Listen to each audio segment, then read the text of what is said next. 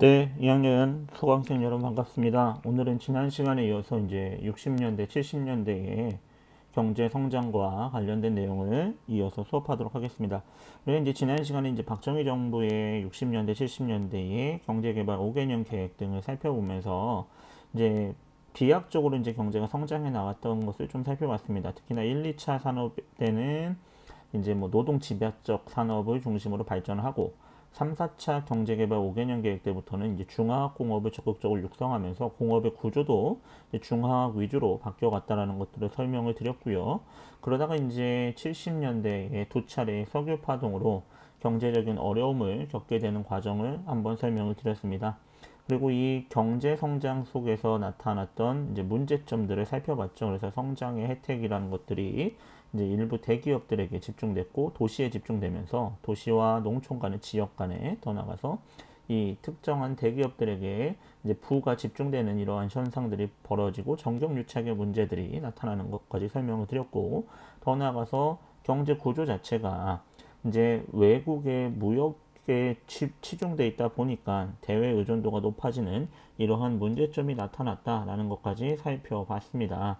그러면서 이제 박정희 정부의 이 성장 중심 정책, 그러니까 제가 경제를 설명하면서 성장에 초점을 둘 거냐 분배에 초점을 둘 거냐에서 이제 그 기준으로 봤을 때는 박정희 정부는 성장에 조금 더 중점을 둔 경제 정책을 실시했는데, 이것에 대한 평가는 이제 상반된다. 긍정적인 평가와 부정적인 평가가 동시에 존재한다라는 거 설명을 드렸습니다. 자, 그러면 이 70년대까지 이제 살펴봤는데요. 이러한 경제 성장 과정에서 농촌이 소외될 수밖에 없었단 말이에요. 모든 공장과 산업 시설들은 도시 위주로 집중돼 있었기 때문에 농촌에서 농민들은 이 경제 발전의 혜택들을 뭐 이렇게 제대로 누리지 못하는 상황이었단 말이죠. 특히나 여러분, 노동자들의 임금을 낮게 하는 저임금을 유지하기 위해서 이 곡식의 가격도 낮춘 거예요. 왜 그러냐면 생각해 보세요. 노동자들이 벌이가 100만 원밖에 안 되는데 쌀값이 너무 비싸면, 뭐 예를 들면 쌀값이 뭐 쌀 20kg에 막 10만 원 하면 노동자들의 임금도 올려줘야 된다라는 그런 목소리가 나올 거 아닙니까? 그래서 이 저임금 정책을 유지하기 위해서 쌀이나 곡식들도 굉장히 낮게 저고가 정책을 이렇게 책정했단 말이죠. 그래서 쌀 가격을 물가 상승률보다 낮게 책정하는 정책을 펼치다 보니 농민들이 어려움이 가중되는 건 너무나 그냥 당연했던 거죠. 왜? 쌀값을 제대로 못 받는 거예요. 농사 져봤자 제대로 된 보상을 받지 못하는 거였단 말이죠. 그리고 도시와 농촌 간의 소득과 또 문화적인 격차가 커지니까 농촌들, 농민들의 불만이 커지니까 정부는 이걸 무마하기 위해서 새마을 운동이라는 걸 실시하게 됩니다. 그게 바로 이제 1970년. 여러분 요 그림 같은 게 이제 잘 한 번쯤 보셨을 만한 그 당시 이제 새마을 운동의 이제 깃발이었고요. 새마을 운동은 이제 농촌에서 말 그대로 농촌의 환경을 개선하고 더 나가서 농촌도 도시와 똑같이 균형적인 발전을 하겠다라는 이러한 정부에서 내건 운동이었습니다. 그래서 세 가지의 이제 그 당시에 슬로건이 있었는데요. 근면, 자조. 근면이란 건 뭐 부지런한 거고, 자조는 뭐 스스로 이렇게 협력적인 태도를 보여주면서 스스로 일어서기 위해서 뭐 하는 이런 노력들을 말하고, 협동 등을 통해서 농촌 환경을 개선하자라는 운동이 이제 시작됩니다. 이게 이제 차츰 도시까지 확대되면서요. 이 새마을 운동이란 게 결국에는 국민 정신 운동처럼 이 유신 체제 유지에 도움이 되는 70년대의 하나의 운동이 됐던 거죠. 근데 이 새마을 운동의 모티브를 일본이 만주를 침략해서 1931년에 만주 사변을 침략한 이후에 세웠던 만주국에서 벌였던 것이라고 주장하는 역사학자들도 있습니다. 그래서 왜냐하면 박정희 대통령 자체가 만주국 군인 출신이기 때문에 또 그런 거에서 모티브를 얻어왔다라는 주장도 있어요. 어쨌든 이 새마을 운동이 이제 70년대의 대표적인 농촌 진흥 운동 중에 하나였던 거죠. 그 다음에 살펴봐야 되는 것들은 농민 운동이 이때는 주로 생존권과 관련된 겁니다. 먹고 사는 것들에 대한 보장이죠. 대표적인 겁니다. 여러분 학습지에 쓰실 겁니다. 한평 고구마 피해라고 쓰시면 됩니다. 한평 고구마 피해 보상 투쟁이라고 해서 전라남도 한평 지역의 농민들이 고구마 농사를 지었던 농민들이 이제 이 농사를 지은 고구마를 한평 농협이 다 사주기로 약속을 했어요, 처음에는. 근데 이 약속을 지키지 않으니까 자신들의 생존권 고구마 농사만 유일하게 이제 그들의 뭐 생존을 이어가는 수단인데 그 고구마를 안 사주겠다고 하는 거예요. 그럼 어떡합니까? 원래의 약속을 지키라고 피해 보상을 요구하는 이런 보상 투쟁을 벌이게 됐던 거죠. 그 이후로 이제 전국적인 농민 단체들이 조직되면서 농민 운동이 굉장히 활발하게 70년대 후반부터는 또 일어났다는 거죠. 농민들의 생존권 투쟁 운동의 대표적인 거 한평 고구마 피해 보상 투쟁이 있었다라는 거 한번 좀 기억을 해두시기 바랍니다.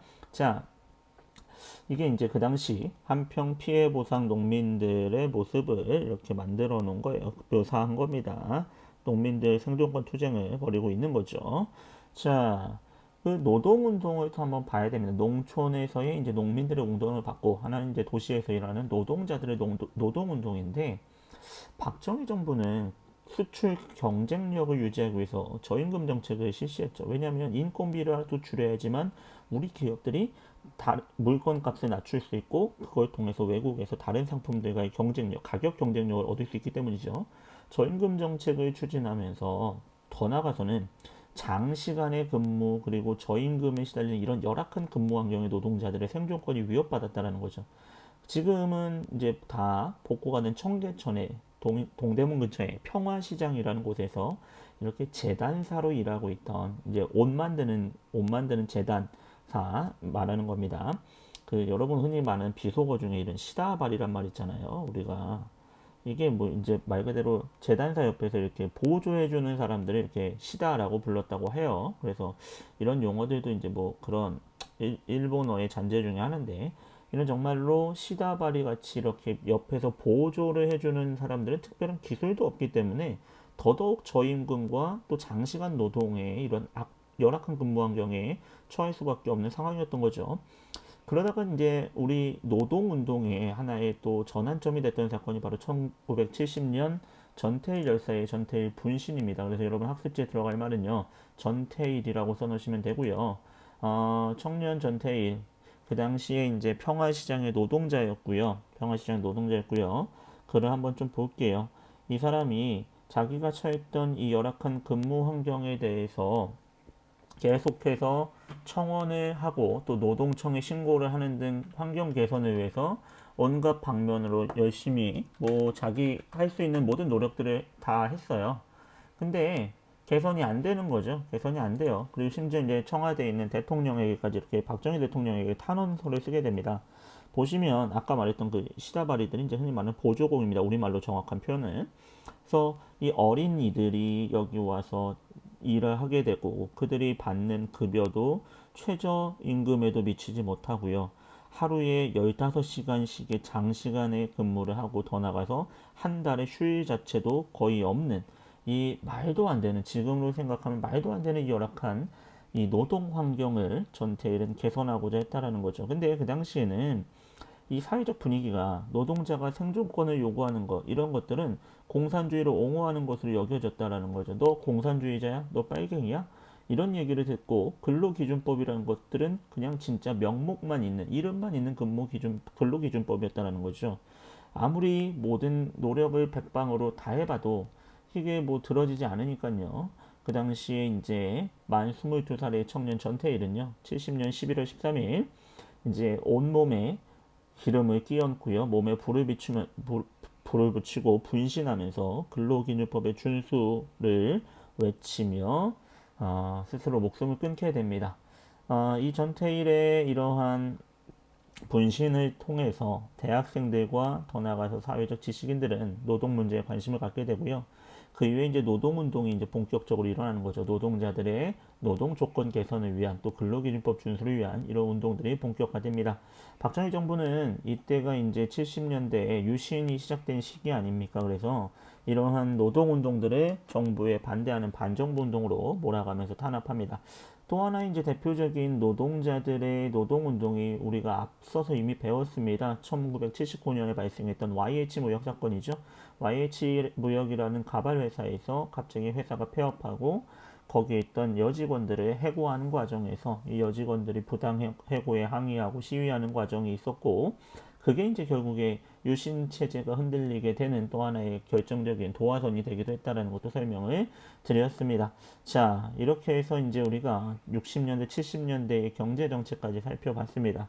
여러분 OX 퀴즈와 또 내용 정리 함께 해보고 다음으로 넘어가도록 하겠습니다. 자, 이제 그 다음 부분은 이제 산업화, 우리나라가 이제 이른바 농업 중심의 국가에서 60년대부터 이제 공업이 가장 큰 산업으로 발전하는 이 산업화라는 걸 겪게 되지 않습니까? 그래서 1차 산업 중심의 사회에서 2차 산업 중심으로 넘어가는 그런 산업화에 따른 사회적 변화들을 볼 건데요. 가장 많이 나오는 단어가 여러분 산업화와 도시화라는 거죠. 산업화는 말 그대로 이제 공업 중심의 사회로 이제 다양한 이제 산업들이 등장했다라는 걸 의미하는 단어라고 좀 기억을 하시면 될 것 같고요. 도시화는 뭡니까? 사람들이 도시에 몰려 산다는 거죠. 도시. 왜? 도시에 일자리가 있잖아요. 도시에 공장들도 있고 도시에는 사람들이 많이 모여 살다 보니까 사람들은 일자리를 찾아서 도시를 향하게 되는 이러한 산업화와 도시화는 어찌 보면은 이 맥을 같이 하는 것이라고 볼 수 있겠죠.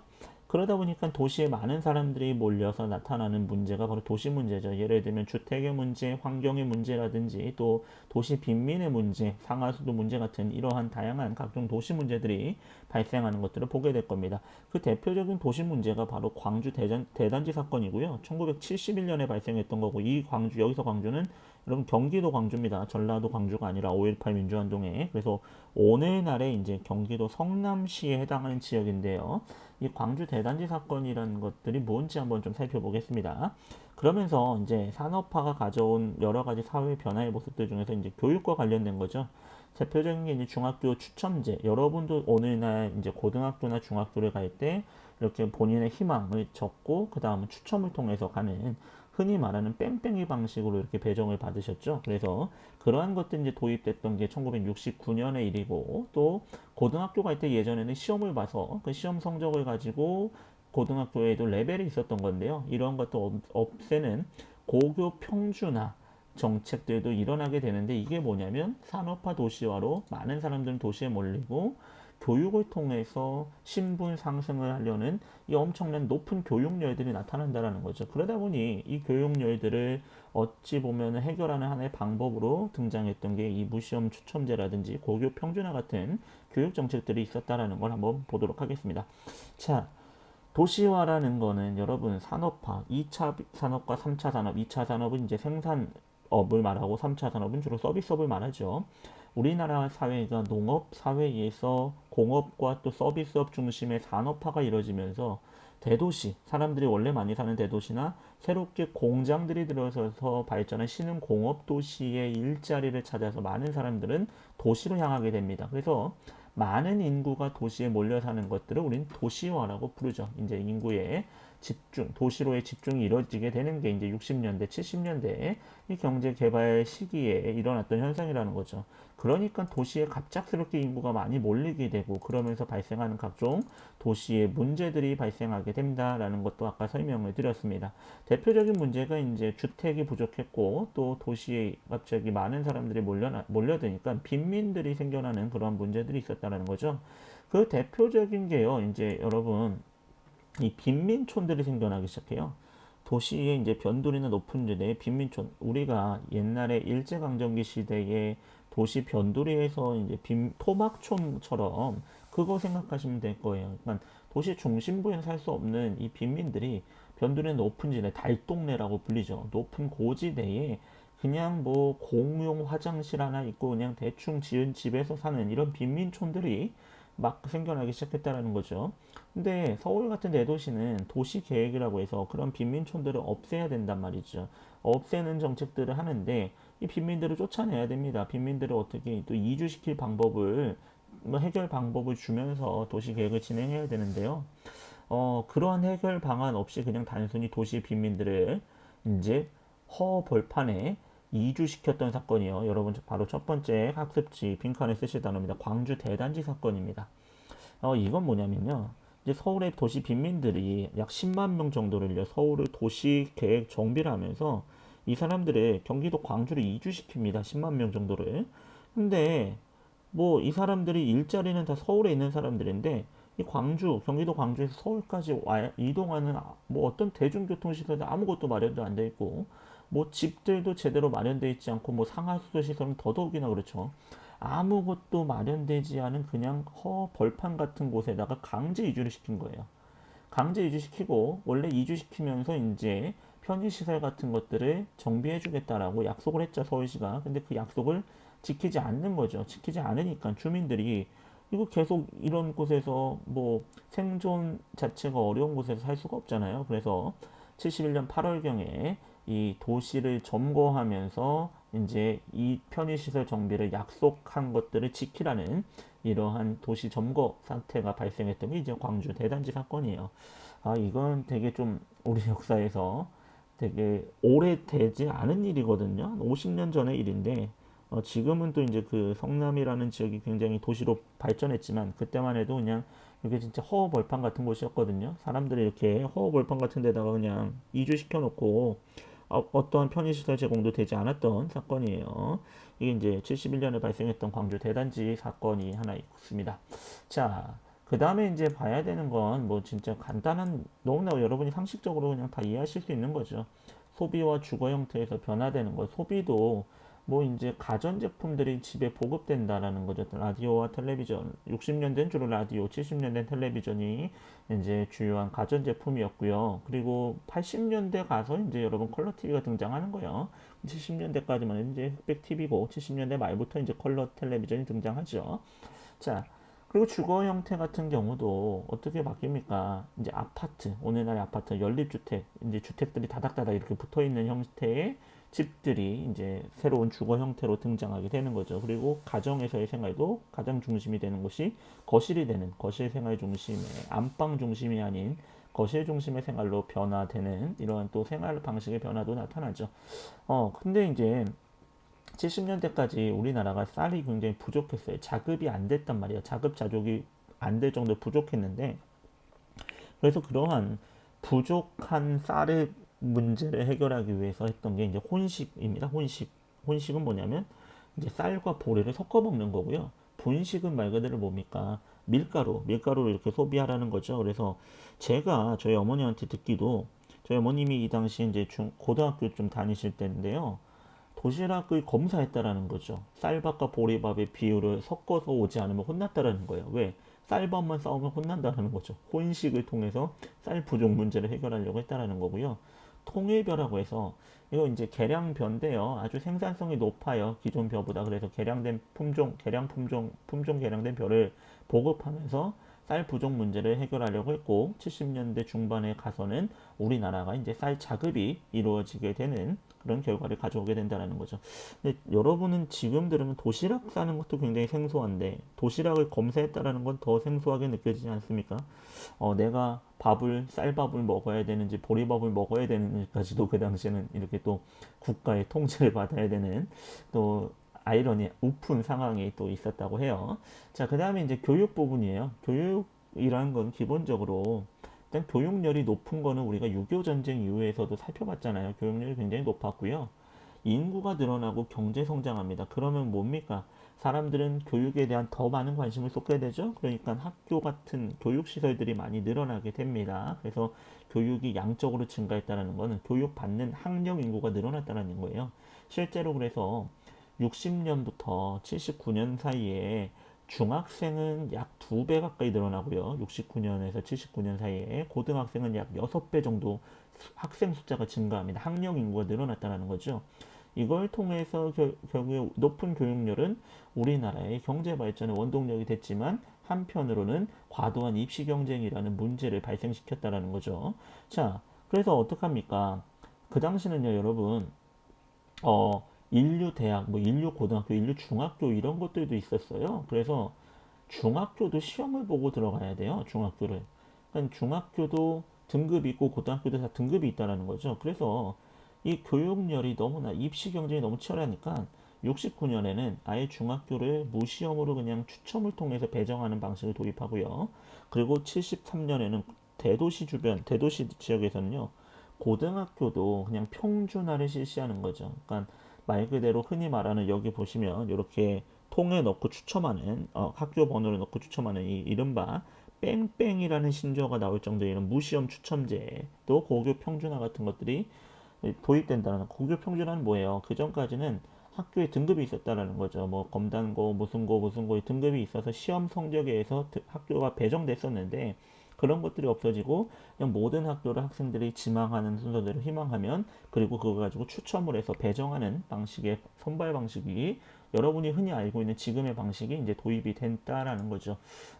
저도 이제 뭐 저 인천에서 살다 보니까 이런 방식으로 뭐 중학교, 고등학교를 다 진학을 했었고 물론 둘 다 제가 원하는 학교를 가지는 못했어요. 중학교, 고등학교는. 여러분들도 이미 한 번씩은 경험을 해보셨기 때문에 더 잘할 겁니다. 그래서 서울에 명문학교들이 있거든요. 예전에 이제 경기고등학교라고 아주 명문학교가 있어요. 이 경기고등학교를 나오고 서울대학교를 나오는 것들을 앞글자들 따서 KS, 뭐 우리나라 한국표준이라고 해서 이게 굉장히 자부심을 갖고 있는 사람들이 있었는데 이 경기고등학교가 73년 이후에는 이제 평준화가 되잖아요. 그래서 이 동창회 같은 거 할 때도 73년 평준화 이후는 또 따로따로 모여서 한다는 얘기도 있더라고요. 그러니까 그만큼 시험 봐서 우리는 들어왔다는 자부심을 가지는 사람들도 굉장히 많다고 전해집니다. 자, 어쨌든 이러한 교육에서 변화들 한번 살펴봤고요. 그 다음으로 볼게 이제 대중문화의 발달 부분이에요.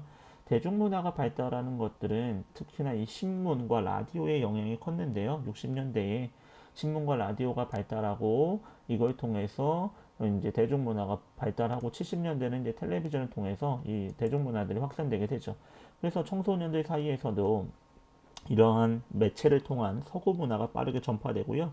그 당시 이제 70년대의 청년 문화라고 할 수 있는 게 바로 이 통기타와 청바지입니다. 통기타와 청바지. 이러한 청년 문화들, 이 이제 외국에서 유행하던 미국 같은 데서 유행하던 것들이 이제 들어오게 되는 거죠. 근데 이 청년 문화가 발달하게 되고 거기에다가 우리나라의 한국적 정서를 담은 대중가요 같은 것들이 유행하는데요.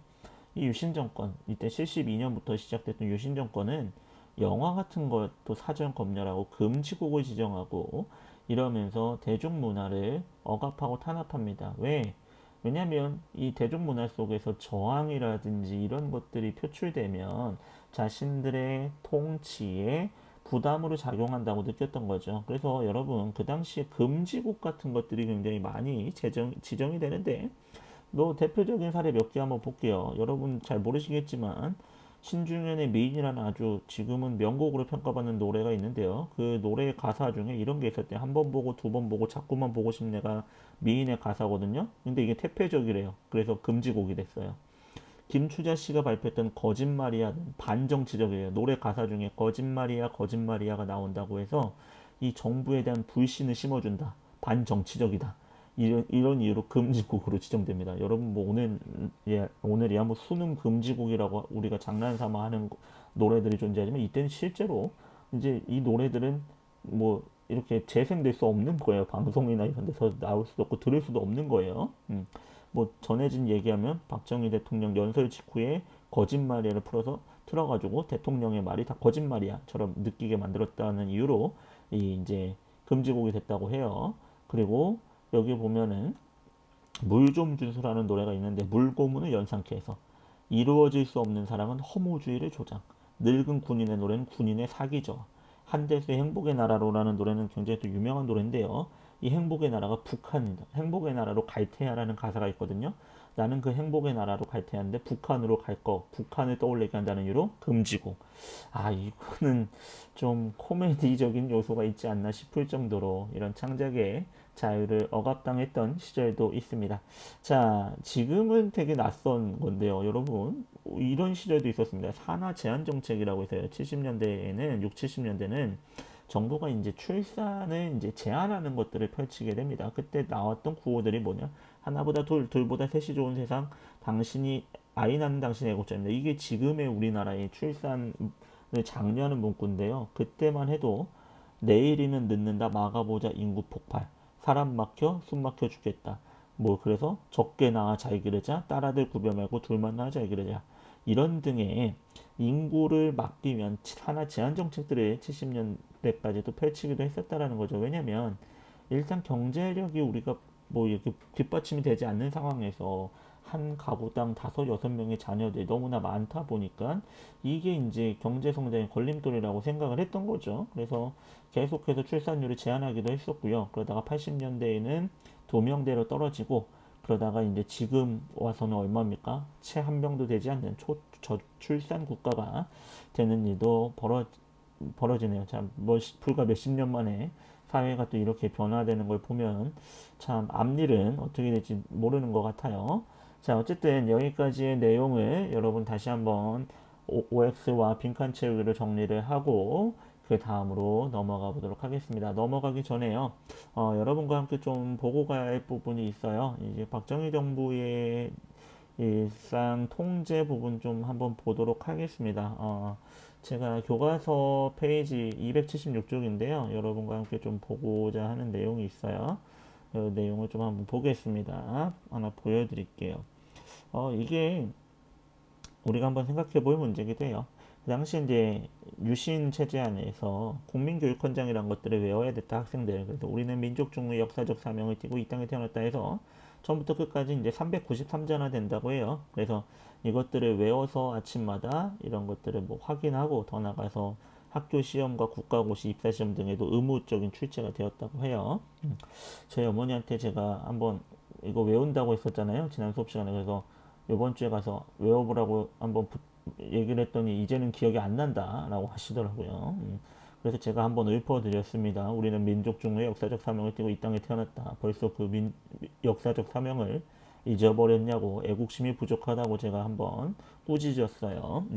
자, 그 다음에 이제 45년 이승만 정부 때부터 대한리수라고 해가지고 이 영화가 시작되기 전에 항상 정부의 정책을 홍보하는 이런 뉴스들이 상영됐었습니다. 이게 94년까지도 상영됐고요. 또 이제 국기학항식이라고 해서 한 6시쯤이 되면 이제 국기가 이제 공공기관 같은 데서 내려오는 하기식이 이루어지고 이 국기가 내려올 때는 하던 자세를 모두 멈추고 부동 자세로 국기에 대한 경례를 하는 것들도 행해졌던 게 이 박정희 정부 때 또 그 전부터 했던 일상에 침투했던 국가주의라는 거죠. 국가주의는 뭡니까? 개인보다 국가를 우선시하는 거 아닙니까? 국가를 우선시하고 애국심을 강조하고 이런 것들, 애국심을 강조하고 국가의 이익을 생각하는 것들을 잘못했다고 할 수는 없죠. 그러나 이게 지나치면 문제가 되지 않겠습니까? 그렇죠? 자, 그다음에 이제 뭐 71년도 했던 건전가요, 아까 말했던 금지곡 대신 건전가요, 건전한 가사말을 쓴 이런 가요들을 서로 경연대회 벌이기도 하고요. 이거 저는 안 해봤어요. 73년부터 고등학교에서 군사훈련을 시켜요. 고등학생들을 대상으로. 그게 이제 교련입니다. 교련이라고 해서 군사교육을 의무적으로 받게 합니다. 그럼 여학생들은 뭐 했냐? 여학생들은 보건이라고 해서 붕대 갖다 뭐 치료하고 이런 응급처치 같은 것들, 전쟁 상황 시 할 수 있는 이런 것들을 또 배우는 그런 과목들이 의무적으로 이제 정규 과목으로 개설되는 거죠. 그래서 교련복이라고 하는 이런 복장을 입고 총검술, 제식훈련 뭐 이런 것들, 군인들이 하는 기초적인 훈련들을 학생들도 배우게 합니다. 저는 해본 적이 없어서 잘 모르겠는데 그래도 제가 학교 다닐 때는 그런 것들은 많이 있었어요. 애국조회라고 해서 매주 월요일 아침마다 운동장에서 모든 학생들 전교생이 이제 조회 같은 것들을 했었죠. 이제 그런 것도 이제 남아있는 국가주의의 흔적이라서 지금은 학교에서 조회 자체가 거의 없지 않습니까? 그렇죠? 그때는 막 운동장에 중학교, 고등학교 때는 뭐 3개 학년이 쫙 서가지고 반별로 서가지고 매주 한 시간씩 그런 뭐 조회 같은 것들이 있었거든요. 그 조회 시간에 뭐 복장 단속, 두바이 단속 뭐 이런 것들이 하는 지금으로 생각하면 굉장히 인권 침해적인 요소의 것들이 굉장히 많이 있었어요. 그래서 여러분 제가 앞에도 얘기했죠. 애국심은 분명히 필요한 거고요. 애국심 가져야 되죠. 나라를 사랑해야 되죠. 그리고 나라를 위해서 내가 내 역할을 다하는 거 굉장히 중요해요.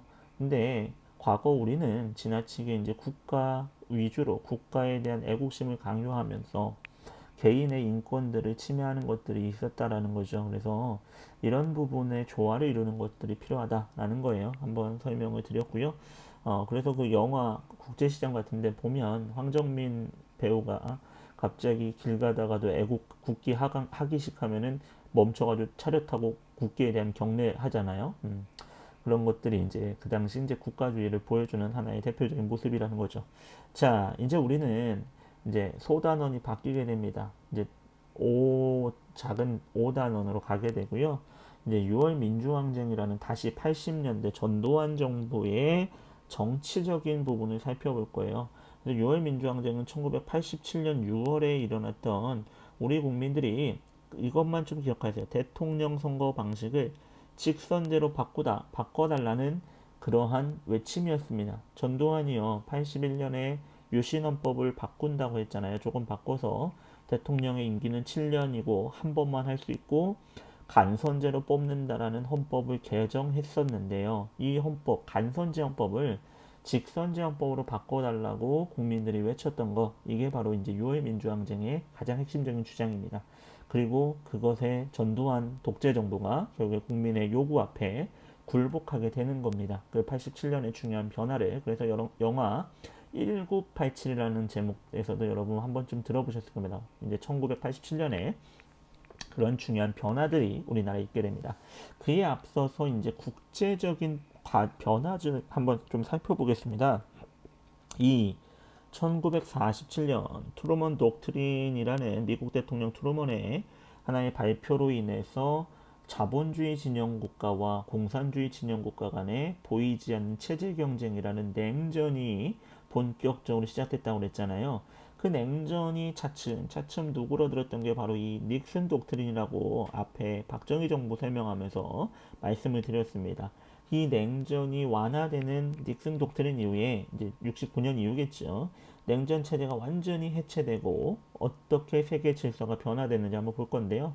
그 중에 제일 중요한 거, 우리는 이거 세계사 시간이 아니기 때문에 제일 중요한 요 단어만 여러분 좀 기억하시면 돼요. 닉슨 독트린 이후에 결국에 냉전 체제가 완화되기 시작했다. 세계의 흐름이 평화의 물결이 다가오기 시작했다라는 거 좀 알아두시면 될 것 같아요. 그래서 이 실제로 제3세계란 단어는 뭐냐면요, 이거예요, 여러분. 자본주의 진영은 미국을 비롯한 대표적인 나라들이 있었고, 공산주의 진영은 소련을 비롯한 중국, 북한 같은 나라들이 있었잖아요. 이 두 세계에도 어느 편에도 속하기 싫어 하면서 독자적인 노선을 걷는 나라들이 생겨나죠.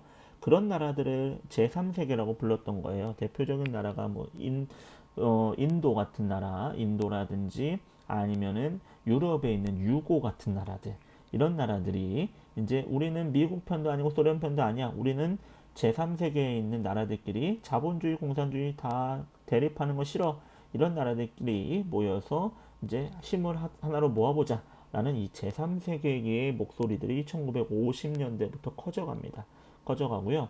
뭐 쿠바 미사일 위기, 베트남 전쟁 개입으로 냉전 분위기가 올라갔던 거는, 쿠바 미사일 위기는 1962년에 미국이라는 땅 바로 밑에 쿠바라는 작은 나라가 있어요. 여기다가 소련이 미사일 기지를 건설하려고 그래요. 그럼 미국 바로 밑에다가 소련의 미사일 기지를 배치한다라는 건 미국에게 엄청난 큰 위협 아닙니까? 그래서 이 두 나라 사이에 갈등이 굉장히 고조됐던 사건이 하나 있어요. 그리고 베트남 전쟁에 미국이 껴들면서 사실 소련과 중국 같은 나라들은 보이지 않게 베트남의 북쪽 베트남, 북베트남과 남베트남이 있었는데, 남베트남은 이제 자유주의, 자본주의 진영의 나라였고 북베트남이 공산주의 국가였는데요. 미국이 이 북베트남 지역을 일방적으로 공격하면서 벌어진 전쟁이거든요. 그래서 이 소련 같은 공산주의 국가들이 이 북베트남을 보이지 않게 이제 뒤에서 지원하는 방식으로 이 냉전의 분위기가 고조되기도 했었습니다. 그러다가 이 닉슨 독트린이라는 것을 통해서 이 냉전의 분위기, 냉전이 완화됩니다. 그래서 여러분들 학습지에다가 한번 좀 정리를 하면서 가도록 하죠. 여기는 뭐 크게 여러분 뭐 어려울 건 없으니까요. 뭐 냉전 체제 완화에 닉슨 독트린이 중요한 영향을 끼쳤고요. 그래서 거기에 빈칸에 들어가면 이렇게 쓰시면 돼요. 미국의 대외 정책이 반공에서 평화 공존으로 바뀌게 됩니다. 평화 공존으로 바뀌게 됩니다. 아예 학습지를 보여드리죠. 학습지를 보여드리겠습니다. 학습지 보면서 같이 적죠. 여기다가 공산주의에 반대하는 거에서 공산주의 세계와도 함께 갈 수 있다라는 평화 공존의 목소리를 띠게 됩니다. 그 이제 닉슨 독트린의 당시의 요약문은 이런 것 같아요. 앞으로 미국은 아시아 지역에서 어떠한 무력적인 개입하지 않는다. 그리고 미국은 그러니까 뭐 내란이 일어나더라도 군사적 개입하지 않겠다. 베트남에서 철수한다. 뭐 이런 것들을 밝히고 있거든요. 그 얘기 뭐냐? 미국이란 나라가 이제 공산주의 진영의 국가들과 적대적인 관계가 아니라 평화의 관계를 맺겠다라는 것들을 밝히고 있어요. 그래서 그 당시 이제 당시 미국 대통령인 닉슨이 실제로 72년에 중국 공산주의 국가를 처음으로 방문하게 됩니다. 그래서 그 이후에 미국과 중국은 국교 관계를 맺게 되고요. 중국이 유엔에 가입하게 됩니다. 중국은 이제 받아주는 거죠. 유엔에서. 그 전까지는 여러분 유엔에 중국의 다른 타이페이로 갔던 중국 있잖아요. 대만으로 쫓겨났던 그 지금 타이완이라고 불리는 대만의 정식 명칭은 중화민국이거든요.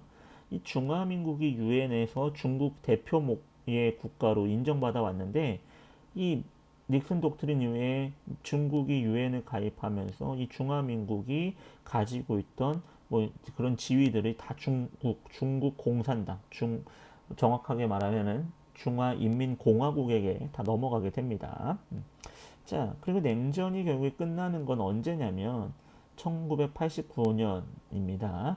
그 당시 이제 대통령이었던 미국 대통령 부시와 소련의 고르바초프라는 그 당시 이제 소련 대통령이 만나서 몰타라는 섬에서 몰타 회담을 통해서 여러분 그래서 가로에 들어갈 두 번째 단어는 몰타입니다. 몰타 회담을 통해서 냉전이 끝났음을 공식적으로 선언하게 되죠. 공식적으로 선언하게 되고요.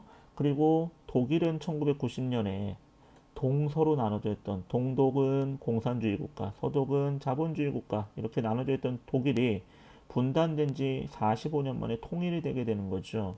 그리고 91년에는 소련이라고 해서 소비에트 연방공화국이라고 해서 공산주의로 묶여있던 러시아, 우즈베키스탄, 뭐 카자흐스탄 이런 여러 나라들이 묶여서 소련이라는 이름으로 있었거든요. 그게 해체되면서 다 각자 독립된 국가로 찢어지게 됩니다. 그러면서 사실상 공산주의가 이제 전 세계에서 거의 공산주의 정권들이 붕괴되는 현상이 오게 되는 거죠.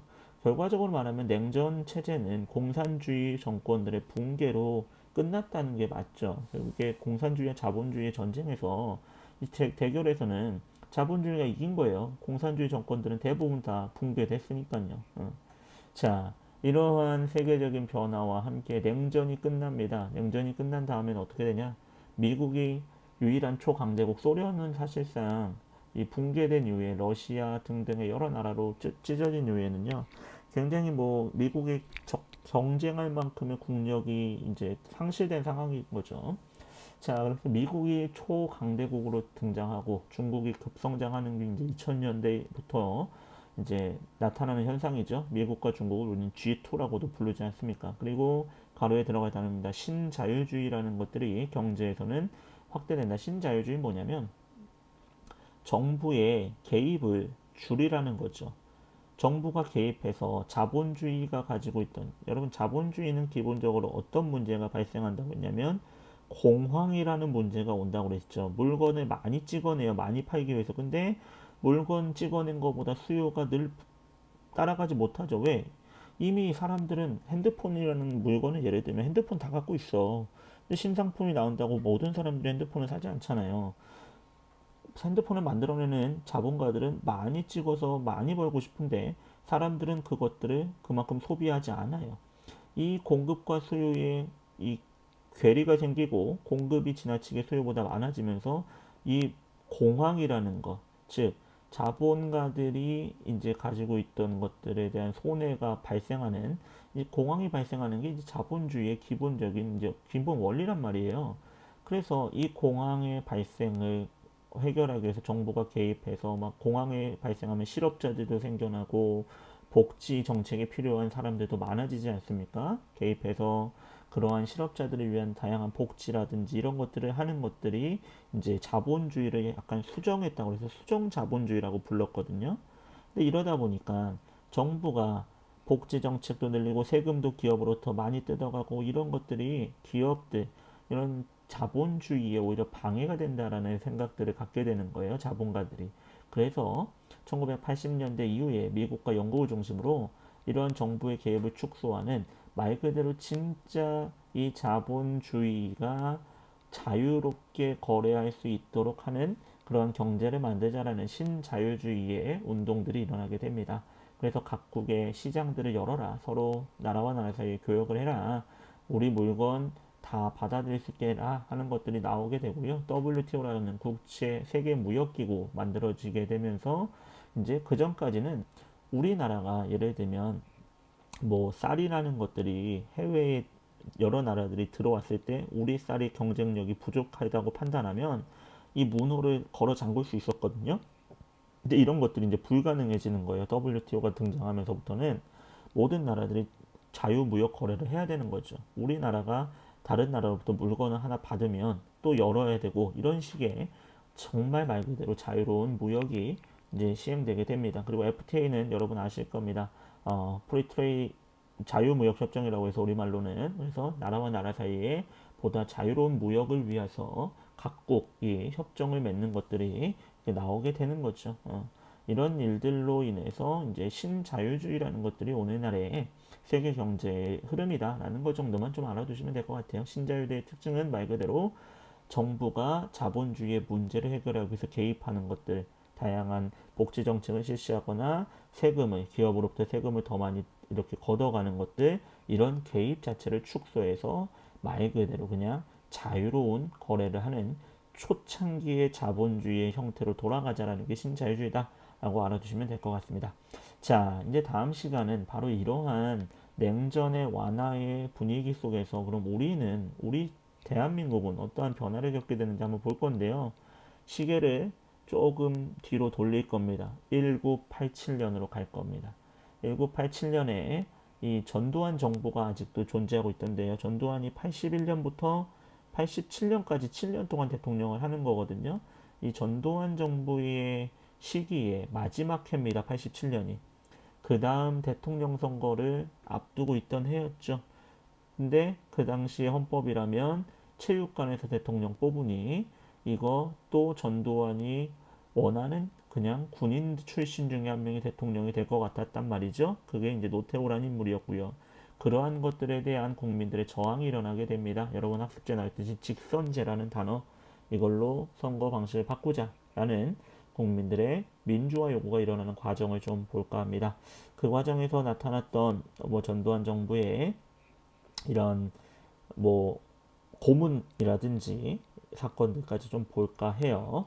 자, 오늘 여러분 일단 고생하셨고요. 다음 시간에 우리 그 다음 내용으로 수업을 같이 진행해 보도록 하겠습니다. 수고하셨습니다.